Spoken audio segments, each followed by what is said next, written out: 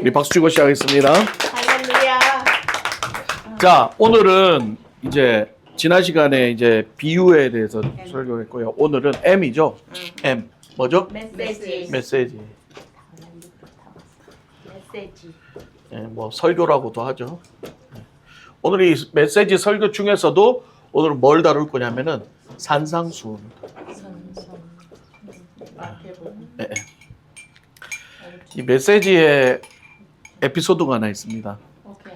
이 메시지가 영어로 하면은 이거죠. 메시지.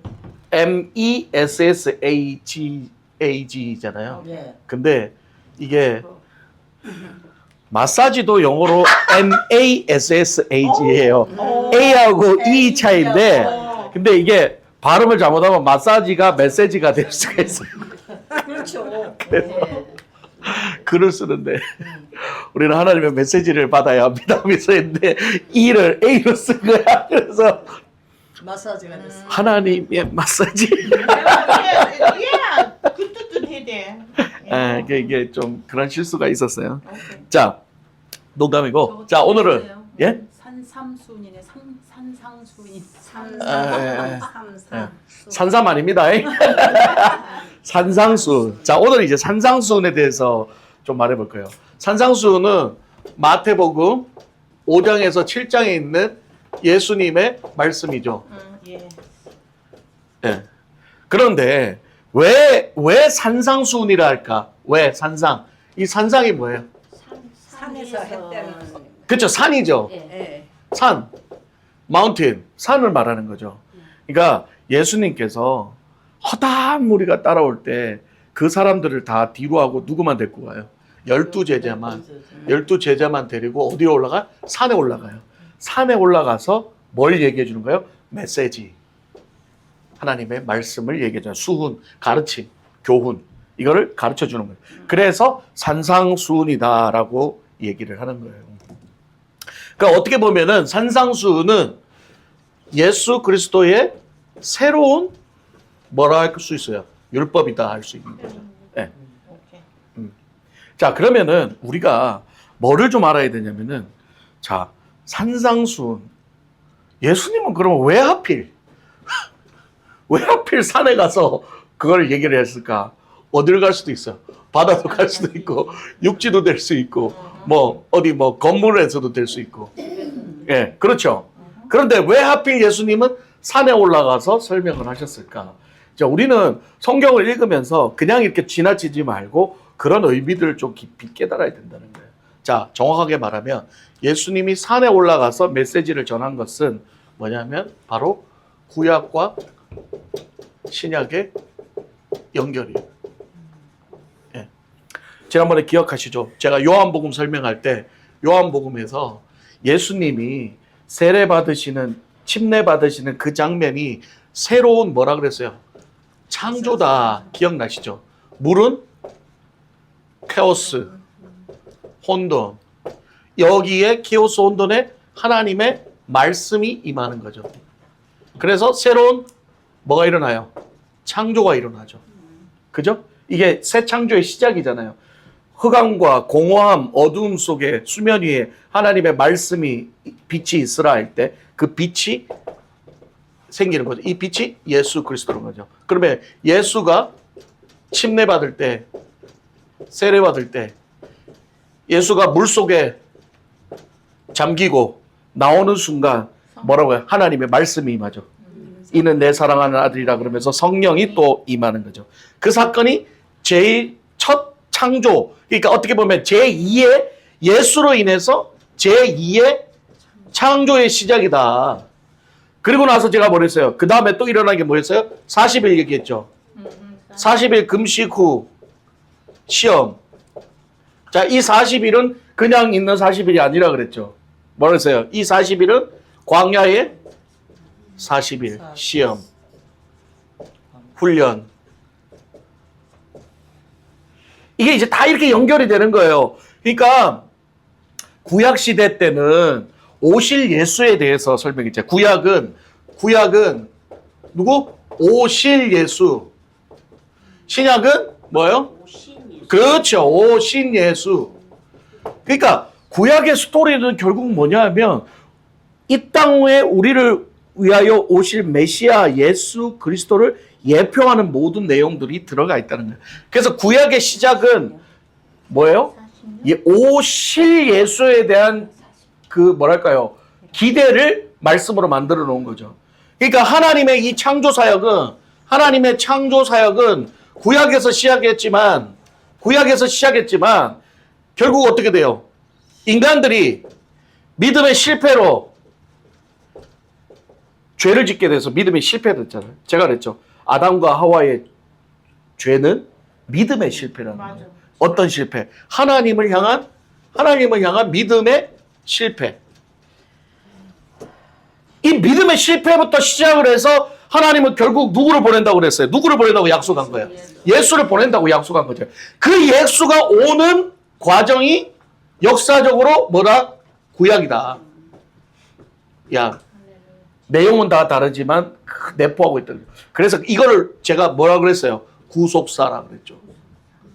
적 관점. 그래서 제가 뒤로 이 책을 읽으면서도 이 수를 놓으면 뒤에 보면 다 연결돼 있다. 그 앞에는 그림이지만 뒤에는 다 실이 연결되어 있는 것처럼 예수 그리스도를 통해서 성경 전체가 구약과 신약이 하나로 이루어지는 거예요. 네. 이거를 항상 생각하고 계셔야 돼요. 그러면 제가 늘 말하죠. 성경에 하나님께서 하시는 모든 일은 우연히 있다 없다? 필연. 누구의 필연? 하나님의 뜻에 의한 필연이다. 이거를 기억하셔야 되는 거죠. 그러면은 똑같은 거죠. 신약 시대에 신약은 이 땅에 오신 누구예요? 하나님. 하나님이 예수로 불리는 거죠. 네.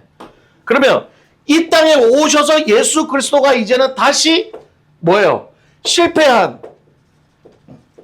인간의 죄를 용서하고 구원하고 이제는 뭘 하는 거예요? 새로운 뭘 주는 거예요? 율법.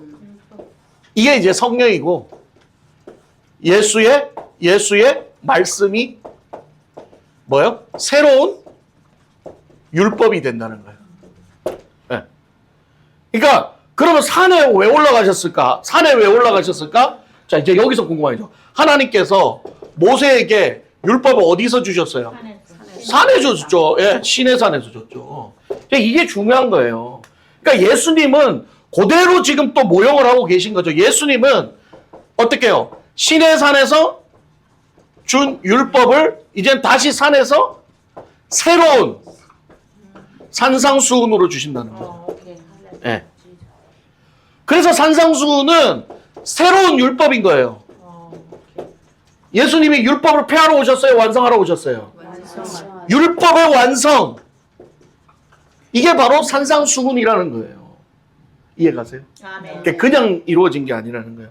그러니까 율법은 뭐예요? 하라는 거 하기만 하고 안 하면 되는 거지만 예수 그리스도의 새로운 율법은 뭐였어요? 이 산상수훈에 들어가고 있지만 간음하기만 해도 생각만 해도 마음의 죄까지도 다 포함시켜버리는 새로운 율법이다.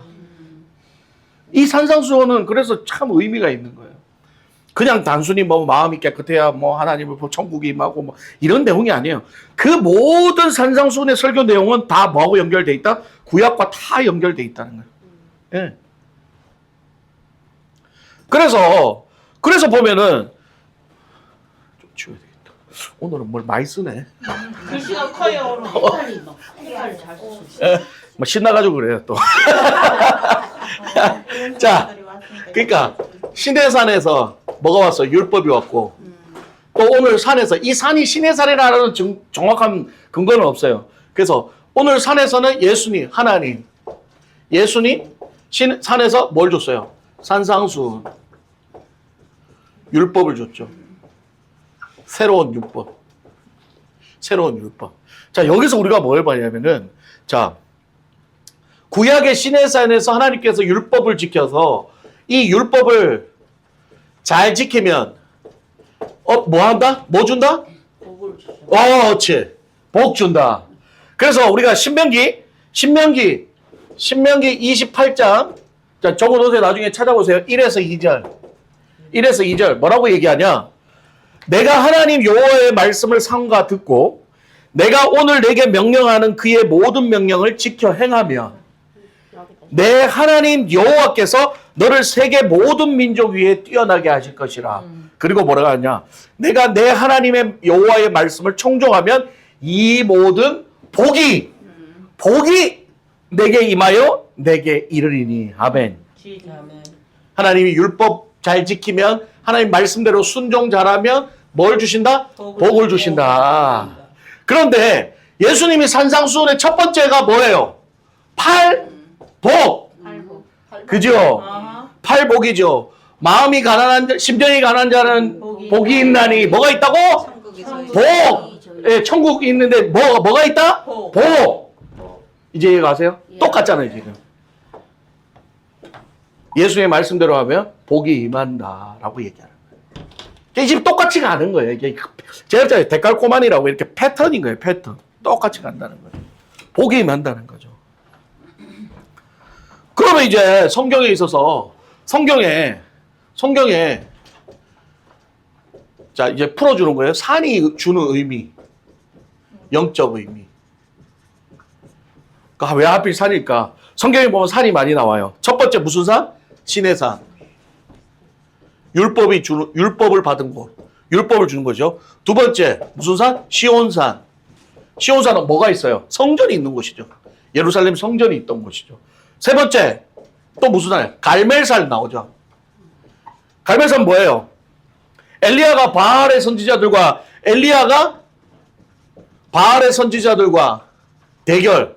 대결이죠. 이때 뭐가 와요? 하늘에 불이 내리죠. 네. 네 번째 뭐예요? 변화산. 여기 또 누가 나와요? 예수님과 모세와 엘리야. 그러니까 이 변화산은 뭐예요? 예수 그리스도의 신적 계시죠. 하나님의 아들임을 알게 해주는 거죠. 예. 예. 그리고 나서 다섯 번째 또 무슨 산이 있어요? 감람산. 감람산 뭐예요? 예수 그리스도가 하나님께 기도하던 장소죠. 땀방울이 피가 되죠. 예, 피가 되는 장소였죠. 그 다음에 뭐예요? 오늘 이 산상수훈의 산. 새로운 율법. 그래서 여러분 마태복음 21장 21절하고 마가복음 11장 23절에 어떤 비유가 나와요? 예수님이 너희가 겨자씨만한 믿음만 있어도 저 산을 바다에 옮기오라 하면 어떻게 된다? 옮겨진다. 거기서 뭐가 나와요? 비유에서 산이 나오죠. 뭐 하나님 예수님 쉴 데 없이 뭐 할 일 없어서 산을 옮겼겠어요? 아니죠. 거기서 말하는 산은 결국 뭘 말하는 거예요? 바로 신의 산, 율법. 겨자씨만한 믿음이 뭐예요? 예수를 믿는 믿음이죠. 예수를 믿는 믿음이죠. 네. 변화산. 변화산. 목사님 어쨌든 너무 희갈겨가지고 그러니까 이 비유가 뭐예요? 이제는 너희가 믿는 저 산, 지난번에 얘기했죠. 그 산에는 뭐가 있다 해서 예루살렘 성전. 똑같은 의미예요.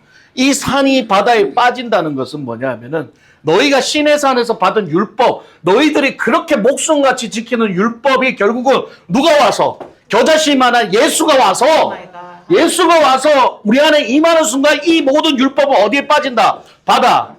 바다는 뭐라 그랬어요? 죽음, 심판. 애국 군대가 어디에 빠져 죽었어요? 바다에 빠져 죽었죠. 네, 죽음, 심판. 하나님이 이 땅을 창조할 때 여기가 바다 같은 물과 공허함. 여기도 어디야? 심판. 하나님 말씀 임하기 전 케오스의 상태. 네. 이게 어디로까지 이어지는 건지 아세요? 저는 성경을 보면서 여기 이걸 깨닫는 순간 너무 놀랐어요. 여러분, 예수님께서 군대 귀신을 쫓을 때 귀신 모르죠. 네 이름이 뭐냐 했더니 귀신 뭐라고 그랬어요? 군대라고 얘기했죠. 군대. 그랬더니 군대가 뭐라고 그러게요? 돼지떼에 들어가게 해달라고 허락을 해주죠. 돼지떼에 들어갔죠. 돼지떼가 어디로 빠져 죽어요? 바다에. 다 연결이 돼요. 네. 애국 군대가 어디에 빠져 죽어요? 바다. 마귀의 세력, 군대, 마귀의 세력. 그들은 결국 하나님의 말씀에 의하여 그냥 빠져 죽지 않잖아요. 예수 그리스도한테 허락을 받잖아요. 맞아. 아이고 지원자 가서 그냥 돼지 때 들어가서 빠져 죽으면 되지. 그치 죽는 거까지 허락을 받잖아요. 이상하지 않아요? 우리로 하여금 돼지 때에 들어가서 죽게 하소서 허락을 받잖아요. 그게 뭐예요? 하나님의 말씀이 있는 거예요. 말씀의 권위에 그들이 그렇게 당한다는 거죠. 하나님의 말씀에 마귀 새끼가 당하는 거예요. 그러니까 하나님의 말씀에 의해서 돼지들 때에 들어가서 어떻게? 바다로 빠져 죽었다는 거예요. 바다. 그래서 성경에는 이런 비유들이 많죠. 산, 바다 이런 것들이 다 영적 의미를 갖고 있는 거예요. 예. 바다, 물은 죽음을 상징한다는 거죠. 예. 그래서 산상수훈은 그냥 이루어지는 것이 아니라 다 이런 구약의 어떤 스토리와 구약의 하나님의 계획과 연결들이 이어져서 예수 그리스도로 하여금 새로운 창조의 말씀을 주시는 장면이에요. 할렐루야. 예. 그렇다고 율법을 지키지 말라는 게 아니죠. 어떻게 해요? 제가 늘 말씀드리지만 율법이 더 강화된 거죠. 율법은 하라는 거 하기만 하고 안 하면 안 하는 것만 하면 돼. 내 마음속으로 생각하는 거 있어 오케이지만 예수님은 내 마음의 모든 것까지 다 이제는 하나님 앞에 드려요. 그래서 헌금도 마찬가지인 거예요. 구약의 율법에는 11조라는 율법이 있고 11조라는 게 있지만 신약에 가서 11조를 얘기하지 않잖아요. 신약에는 오히려 뭐예요? 과부의 전부를 내드렸다. 초대교회 때는 모든 재산을 다 갖다 드리고 함께 나누었다. 뭐예요? 11조 개념이 사라진 거죠. 왜? 예수 그리스도의 율법이 업그레이드 됐으니까 똑같이 업그레이드 된 거죠. 그래서 이제는 하나님이 네 전부가 하나님 거다라는 거예요. 그래서 제가 11조 설교할 때 얘기했잖아요. 우리가 11조를 내는 거는 율법이기 때문에 지키는 것이 아니라 내 전부가 하나님 거를 인정하는 최소한의 내 뭐예요? 고백인 거죠. 인정하는 나의 고백인 거죠. 감사의 표현인 거죠. 그러니까 내가 이 11조 냈으니까 내 건 나머지 다 내 거가 아니라는 거예요. 다 하나님 거. 다 하나님 거 주셨는데 나도 먹고 살아야 되니까 하나님 죄송합니다. 내가 이걸 11조밖에 못 드리니까 죄송합니다 하고 최소한의 마음을 보여주는 당회가 11조라는 거예요. 그러면 믿음이 생기고 또 하나님의 또 능력이 더 축복을 많이 받는 사람도 어떻게 해요? 11조만 하겠어요? 아니죠. 더 하는 거예요. 필요에 따라서 더 하는 거예요. 그게 믿음에 따라서 하는 거예요. 그러니까는 기쁨으로 하는 거죠. 더 내도 기쁜 거죠. 그러니까는 인색함으로나 그런 걸로 하지 말고 즐겨내라. 즐겨낸다는 게 기분 파이가 아니라 그랬죠. 기쁨으로 감사하면 되는 뜻이에요. 예. 그러니까 이게 다 성경이 이렇게 연결된다는 거를 산상수훈이 그냥 이걸 알고 우리가 산상수훈을 봐야 되는 거예요. 산상수훈이 그냥 뭐 마음이 청결한 자가 뭐 온유한 자는 땅을 얻고 뭐 그러니까 중요한 건 뭐냐면 복을 받는다는 거에 자꾸 포커스를 맞춰. 정확하게 말하면 이 복이라는 게 문제. 복이라는 게. 예. 율법도 잘 지키면 뭐야? 복. 산상수훈도 잘 지키면 뭐? 복. 그럼 이제 우리 뭘 봐야 되냐? 복이 뭐냐는 거지. 복이 뭐냐는 거지. 복은 뭐예요? 블레스, 축복이라고 그러죠. 근데 많은 사람들이 복을 배우면 어떤 거예요? 세상의 복을 생각을 해요. 세상의 복. 세상의 복 뭐예요? 잘 먹고, 잘 살고.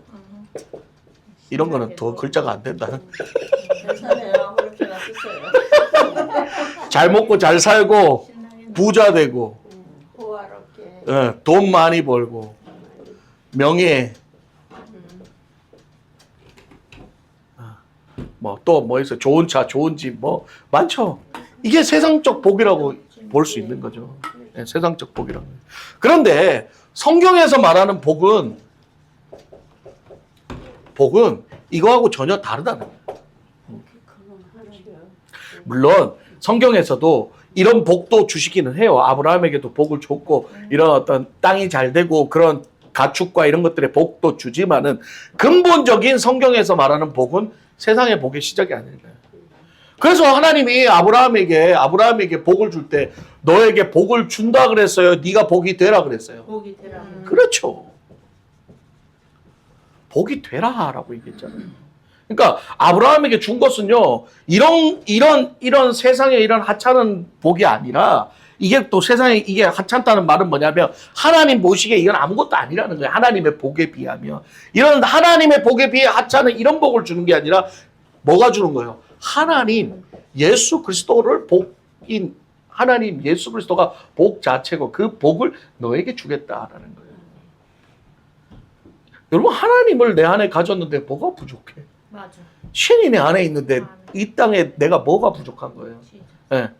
신이 내 안에 있는데도 아직도 부족해서 이런 거 찾고 있어 뭐예요? 내가 아직 신을 제대로 신뢰를 못하고 있다는 거죠. 예. 그래서 이 복을 신약에서는 헬라어로 마카리오이 혀가 안 돌아가. 이게 어려워. 마카리오이예요. 마카리오이.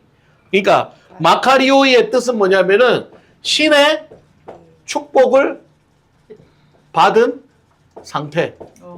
네.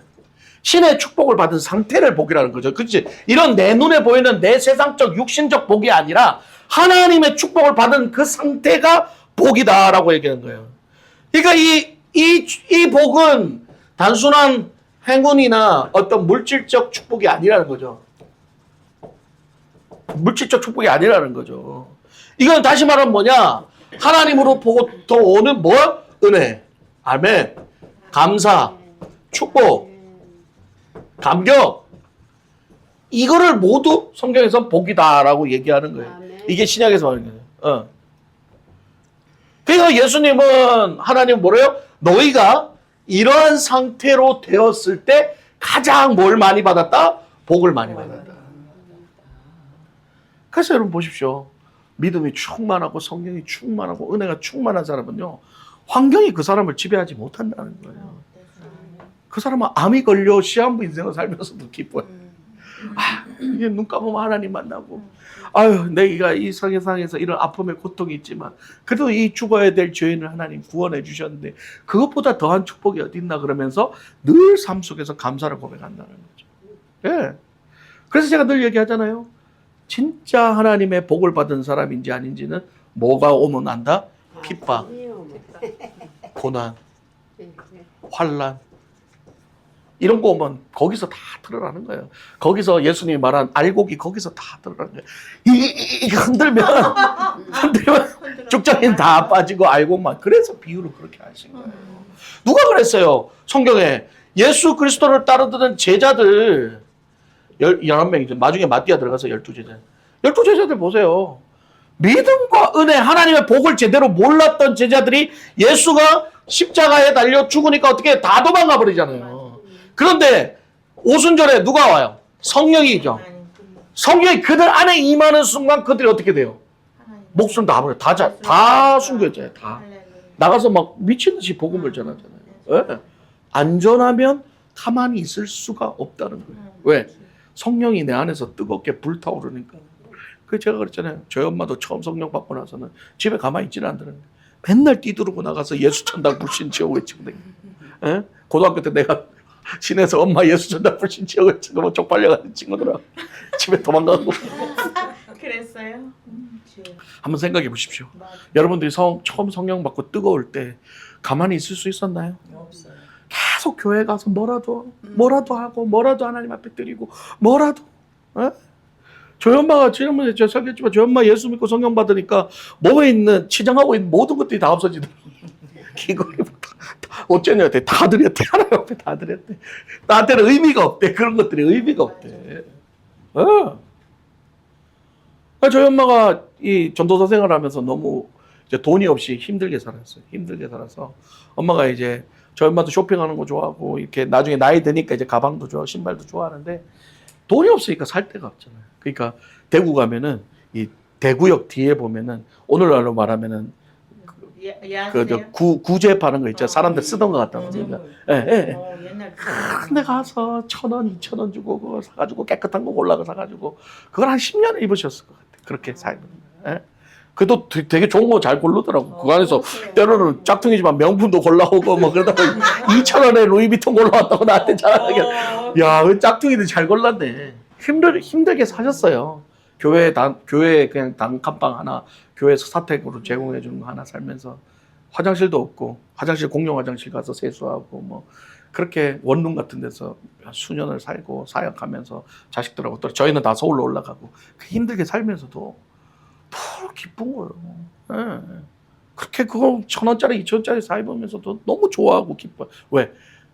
소망이 어디 있기 때문에 하나님 나라에 있기 때문에. 그래서 목사님이 여기 계시. 그러니까는 하나님 결국은 엄마의 소원대로 저를 목사를 지금 만들어서 지금 이어서 이렇게 그 당시만 해도 목사 안 된다고 진짜 뺀질거리고 돌아다닐 텐데. 그러니까요. 어떻게 보면 저희 엄마는 제가 목회를 하는 걸 보면서 가장 큰 복을 받았다 생각하는 제일 기쁜 거예요. 여러분 예수 믿는 사람은 진짜 복을 받으면 우리 가치 기준이 달라져요. That's right. 우리가 생각하는 기준도 맞아. 달라져요. That's right. 아직도 자꾸 세상 거에 연연하고 아직도 자꾸 그렇게 따라가면요. 내 안에서 자꾸 그 하나님과 세상과의 갈등이 계속 물론 그게 좋은 거예요. 없는 것 자체가 더 잘못된 거예요. 갈등도 없이 늘 세상으로 나가 있으면 그게 잘못된 거지만 그래도 자꾸 이 안에서 이렇게 줄다리기 하는 거는요. 귀한 거예요. 맞아. 제가 그랬죠. 그 줄다리기를 하면서 조금씩 믿음이 성장하고 하나님 앞으로 가게 되는 맞아. 거예요. 그러니까 이게 중요한 거예요. 우리가 무슨 복을 받았냐는 거야. 그래서 예수를 믿어 복 받으려고 믿지 정확한 말이에요. 그런데 그 복이 잘 먹고 잘 사는 복 받으려고 예수 믿다 그건 no 땡. 예수를 믿어 나는 복 받으려고 예수 믿지 어떤 복 하나님이 나의 복이 되시는 복 할렐루야. 예수님이 나의 복이 되시는 복 그 복을 받는다 그러면 그게 정확한 말이죠. 그래서 나는 그 복 안 받을 바에는 예수 안 믿어 정확한 말이죠. 왜? 예수님이 내 복이 되지 않는 예수를 왜 믿어요? 잘 먹고 잘 살라고? No. 그런 한계가 있어요. 왜? 잘 먹고 잘 살지 못하면 떠난단 말이에요. 버린단 말이에요. 그러나 예수가 내 복이 되면 잘 먹고 잘 사는 게 나하고는 아무 상관이 없어지기 때문에 그게 진짜 복이라는 거죠. 그 복을 받기를 주님의 이름으로 축복합니다. 아멘. 네. 그래서 구약에도 복을 뭐라고 얘기해요? 복을? 구약에는 복을 히브리어로 뭐라고 얘기하냐면은 아슈레라고 하죠. 아슈레. 히브리어예요, 이거는. 아슈레. 이것도 뭐냐? 구약에서의 복의 의미는 바른 길을 걷는 것. 또 한 가지는 뭐냐면 이게 중요해요. 하나님과 올바른 관계를 유지하는 것. 이게 더 정확한 거죠. 우리가 복은 뭐냐 하면 하나님을 올바로 알고 하나님과의 올바른 관계를 날마다 지속해가는 게 진짜 복이라는 거예요. 네. 그래서 복 있는 사람은 악인의 꾀를 쫓지 않고 이런 것들이 다 하나님과의 관계가 돼 있다는 거죠. 네. 그래서 유대인들에게는 진짜로 이 복이 잘 먹고 잘 사는 의미가 아니라 율법을 잘 지키면서 하나님과의 올바른 관계로 살아가는가가 더 복이다라고 얘기를 하고. 그래서 복은 하나님과 올바른 관계를 유지할 때 복이 어떻게 된다? 임한다. 예. 그래서 우리는 신앙생활하면서 계속 해야 되는 게 뭐예요? 하나님과의 올바른 관계를 유지하기 위한 삶을 살아가는 게 뭐냐? 신앙생활이고. 그게 오늘 우리가 민수기에서 얘기하는 광야 생활이에요. 그렇죠. 광야에서 하나님이 하나님과의 올바른 관계를 살아가기 위해서 40년 동안 가르치고 또 가르치고 혼내기도 하고 가르치고 했던 거죠. 네. 광야. 이게 다 연결이 되는 거예요. 네. 그래서 이제 다음 시간에 팔복하겠지만 팔복하면 계속 뭐예요? 복이 너희에게 됩니다. 복이 너희에게 맨다고만 얘기하는 게 아니라 또 뭐예요? 복은 뭐하고 연결돼요? 천국하고 연결돼요. 그러면 복은 천국이고 천국은 누구라 그랬어요? 제가 예수 그리스도라. 그래서 복의 근원 강림하사 찬송하게 하소서. 복의 근원이 누구예요? 예수 그리스도. 산상수훈은 예수님이 이 땅을 살아가는 어떤 윤리, 도덕을 얘기하는 게 아니에요. 마음이 청결한 자, 온유한 자, 긍휼히 여기는 자, 이게 어떤 우리의 어떤 인간적, 윤리적 도덕을 깨우쳐서 성화된다 이런 개념으로 보시면 안 돼요. 다음 시간에 구체적으로 얘기하겠지만 결국 뭐냐면 팔복의 복의 근원은 누구라 그랬어요? 예수 그리스도라 했잖아요. 그러면 팔복의 모든 내용은 누구와 관계 있는 거예요? 예수하고 관계 있는 거예요. 예. 그럼 말 그대로 심령이 가난한 자를 표현한다면 심령이 가난한 자는 복이 있나니 천국이 저희 것이며 뭐예요? 심령이 가난하다는 건 뭐예요? 한 개만 예를 들면 우리가 가난해져야 된다는 거예요. 우리의 심령이 가난해져야 된다는 거예요. 우리의 심령이 가난해진다는 건 뭐예요? 여러분 가난해지는 건 뭐예요? 없어요. 가난해진 거지. 갖다 채우고 있는데 이게 뭐 이건 부한 거지. 늘 부한 거지. 내 심령이 자꾸 버려져야 되는 거예요. 내 자아가 버려지고 내 욕심이 버려지고 내 모든 나쁜 것들이 자꾸 버려져서 내 안에는 어떻게 해요? 텅텅 비어야 돼. 허할 정도로 텅텅 비어야 돼. 그때 누가 들어오는 거예요? 예수께서 들어오는 거예요. 그 상태가 뭐다? 천국이 저희 것이며. 그래서 산상수훈은 윤리, 교독, 어떤 도덕을 요구하는 것이 아니라 천국이 무엇인지를 보여주는 새로운 예수 그리스도의 메시지라는 거예요. 그러면 창세기로 돌아가서 하나님이 율법을 주신 건 뭐예요? 예수 그리스도를 율법을 모형으로 주신 거라는 거죠. 그래서 하나님 사랑, 이웃 사랑이잖아요. 10계명이. 예수 그리스도가 뭐라고 했어요? 가장 큰 계명. 하나님 사랑, 이웃 사랑이에요. 하나님 사랑, 이웃 사랑을 가장 제대로 실천하신 분이 누구예요? 예수 그리스도. 네.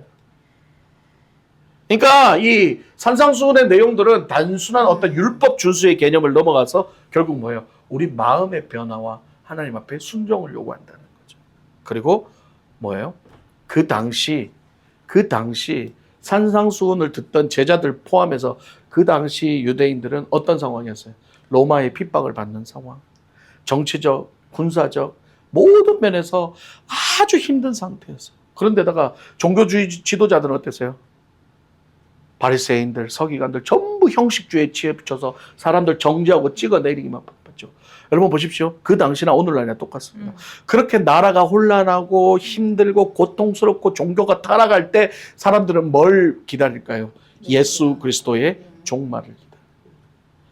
다가올 메시아를 기다리는 거죠. 우리를 구원해 줄 메시아를 기다려요.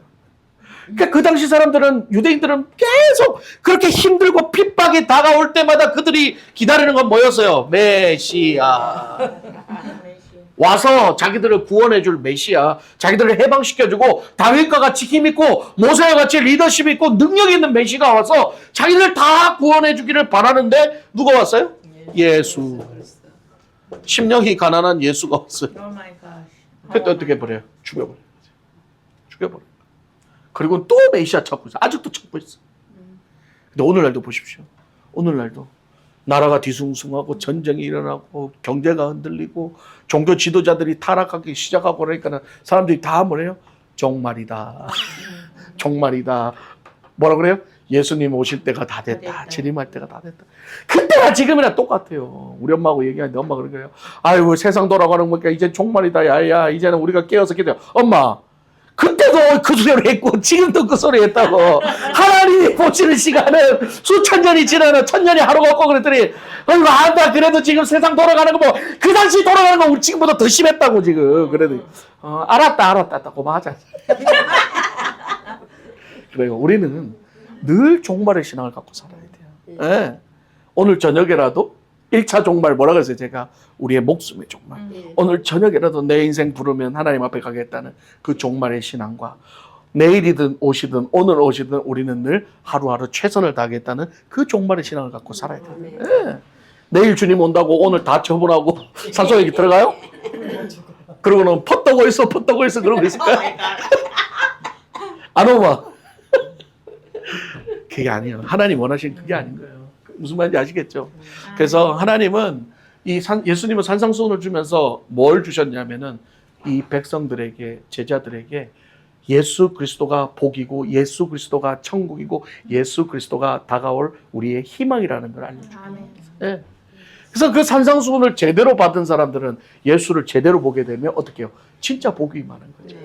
근데 제자들은 그거 듣고도 복이 임했어요? 안 임했어요? 안 임했죠. 왜? 메시아 사상 버리지 못했으니까. 그래서 산상수훈은요. 그래서 그 당시에 제자들에게만 하는 말씀이 아니라 오늘 저와 여러분에게도 동일하게 하는 말씀이에요. 얘들아, 세상이 이렇게 흉흉하고 무너지고 종교 지도자들이 타락하고 교회가 깨지고 이렇게 기근과 재난이 일어날 때 너희는 뭐를 붙들어라? 복을 붙들어라. 누구 복? 예수 복을 붙들어라. 할렐루야. 받은 복을 세어보아라. 그래서 그 찬양이 있잖아요. 받은 복을 세어. 우리 여기까지 하겠습니다. 다음 시간에 우리 팔복에 대해서 이제 구체적으로 들어가겠습니다.